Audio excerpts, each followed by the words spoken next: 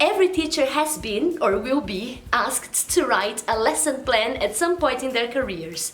I'm Andrea for What is ELT, and today we're going to talk about how to make lesson planning effective and, most importantly, useful for you to help your learners achieve their goals. Let's go!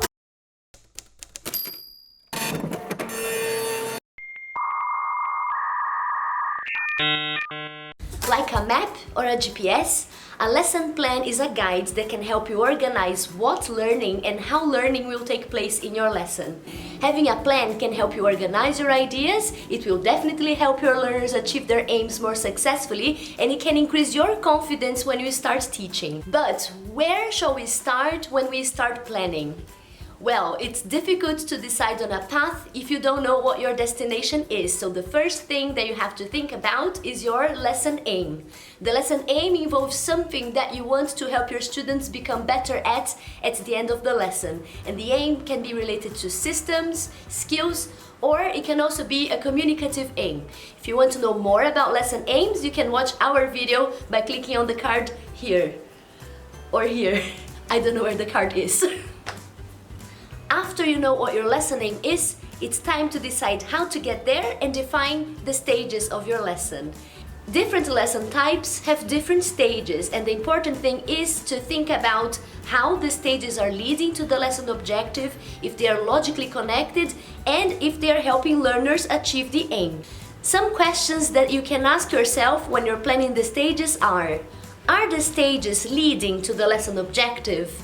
Are they logically connected? Are they giving enough support to the student for them to reach the aim? For example, if you're teaching a grammar lesson, are the activities that you propose gradually increasing the level of challenge, or is the difference too abrupt? Having questions like this in mind can help you stage the lesson coherently and provide the necessary scaffolding for learners to reach the aim successfully and confidently. Now that you know what the stages of your lesson are, you have to start thinking about how much time each activity will take. And allocating time can be a nightmare, but I promise that it becomes easier after some practice. The time that you allocate to each activity will depend on a number of factors: the level of complexity and mainly the relevance for the activity for the achievement of the final aim. For example, in a reading lesson, most of the time should be dedicated to the phase where students are actually reading the text. A common mistake is to allocate a lot of time in the engagement phase, the phase where you set the context, set the scene, engage students. Then you realize that you've spent 30 minutes engaging and 10 minutes with the actual reading. That's why it's always very important to keep the main aim in mind when you are allocating time to the different phases of the lesson.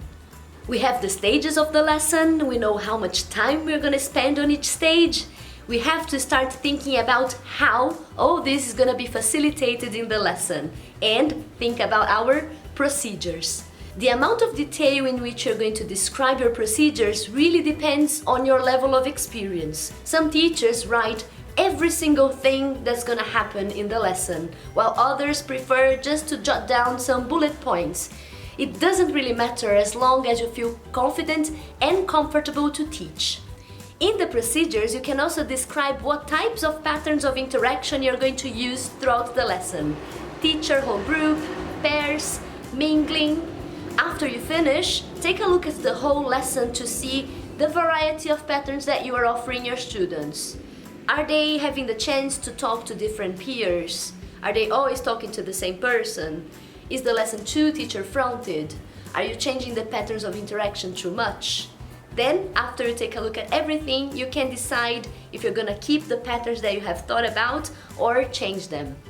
For me, personally, one of the most useful things that I do when I plan a lesson or when I write a lesson plan is to think about things that can go wrong. When you anticipate problems and solutions, you can be better prepared to deal with things that might come up in the lesson or even prevent them before they actually happen. Difficulties may have to do with materials, classroom management, the topic of the lesson, external factors, or language. Language problems are more easily anticipated if you write a language analysis. The language analysis is vital for you to feel confident about what you're going to teach. Choosing materials, having very nice activities is all fireworks if you're not feeling confident about the topic of the lesson that you're going to teach. That's why the language analysis is one of the most important steps when you write a lesson plan. Finally, now that everything is ready, it's a good idea to write down all the materials that you're gonna need. Do you have to prepare any handouts? Are you gonna use the course book? What if the students don't have the book? Write everything down so you don't forget anything when you walk into the classroom.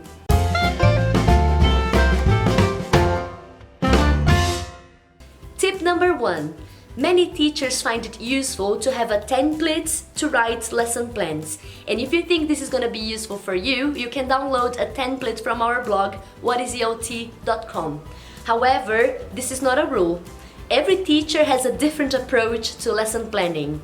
Some teachers write post-its, others write annotations in the course book, and others don't write anything at all. The most important thing is the thinking behind the lesson aim, the stage aims, and the procedures of your lesson. Unless you are taking a teaching award, such as the CELTA or the Delta, then you will be required to submit a formal lesson plan. Tip number 2. Regardless of how you write your lesson plan, you need to remember that the most important thing is how you're gonna help your students achieve their aims. What do I mean by that? You can plan a lesson and reuse the lesson plan with many different groups, as long as you make adaptations that cater for the learners' profiles, the learners' characteristics, their needs and preferences. Tip number 3. You may spend hours and hours preparing a lesson and writing a very detailed lesson plan, but if you realize the moment that you start teaching that it's not working, then it might be a good idea to change, adapt, and sometimes to ditch your lesson plan. It is okay not to follow the plan. Don't use the plan as a straitjacket. The most important thing that happens in the classroom is learning. And if you notice that your plan is not helping students learn, you will have to change it. I know that improvising is difficult, but after some classroom practice, it will become easier. You will build a teaching repertoire and you will be more able to improvise and use your plan with flexibility. I hope you liked this video and that it helps you plan lessons even more effectively. Don't forget to subscribe to our YouTube channel and follow us on Facebook, Instagram and Twitter. See you next time!